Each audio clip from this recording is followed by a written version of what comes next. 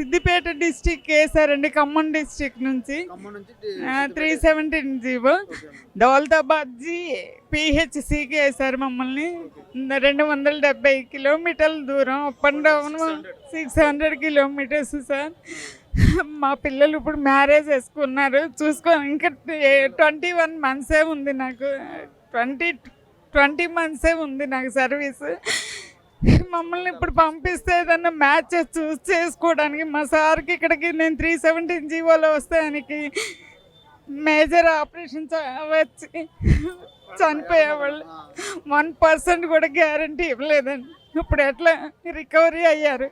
కాకపోతే చెట్టుకొకళ్ళం పుట్టకొకళ్ళం ఉన్నాం. మాకు ఉన్నది 2 ఆడపిల్లలండి. మమ్మల్ని పంపిస్తే మేము అక్కడికి వెళ్ళిపోయి మా ఏరియాలో మేము వర్క్ చేసుకున్నాను. ఇక్కడ స్థానికత లేదు, మాకు ఈ లాంగ్వేజ్ కూడా తెలియదు. అలాగే తోసుకొచ్చేసాం. 2 ఇయర్స్, రేపు జనవరి 12 వస్తే 2 ఇయర్స్ కంప్లీట్ అండి. నేనైతే 317 జీవోలో డిసెంబర్ 29 కోమాలోకి వెళ్ళినట్టు వెళ్ళి మళ్ళీ రివర్స్ వచ్చేసరికి తెల్లారుజామున 2కి నాకు కోమాలోకి వెళ్ళిపోయి మళ్ళీ నేను రికవరీ అయ్యేసరికి మార్నింగ్ 11:30కి మెలకు వచ్చిందండి.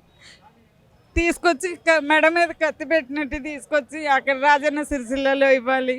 అక్కడి నుంచి మీరు జాయిన్ అవ్వకపోతే జైల్లో ఉంటారని జీవోలోని పెట్టేసి అట్లా అక్కడి నుంచి సిద్దిపేట వచ్చి, సిద్దిపేట నుంచి ఇక్కడికి వచ్చి దౌలతాబాద్కి వచ్చామండి. అప్లికేషన్ పెట్టారు కదా సీఎం గారు, చూసిన త్వరగానే చేస్తారనమాట. మీకు కూడా అలా కావాలని, మా ఏరియాకి వెళ్ళిపోవాలని.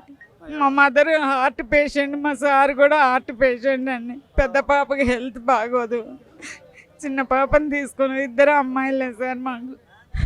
ఇంత దూరం ఇప్పుడు అంటే చేయగలుగుతున్నాం, రేపు రిటైర్డ్ అయినా చేసినాం. మాకు ఇంత దూరం రావాలి చేయాలన్నా కూడా ఇవన్నీ మెడలు అరిగిపోయి అన్నీ యాక్సిడెంట్ అయ్యి ఉన్నాను నేను.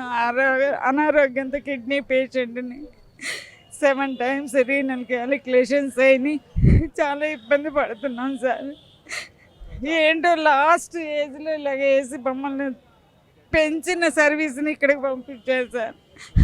మమ్మల్ని త్వరలో పంపించాలని కోరుకుంటున్నాను సార్.